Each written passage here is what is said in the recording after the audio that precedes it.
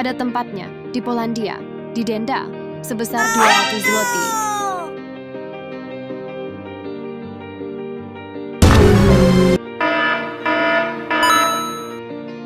Menyeberang sambil bermain gadget, kena denda 300 zloty.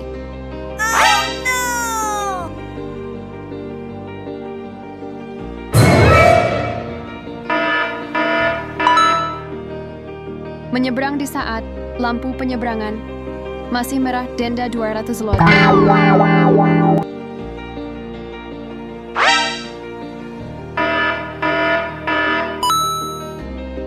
Menyeberang tidak pada tempatnya, denda 200 zloty.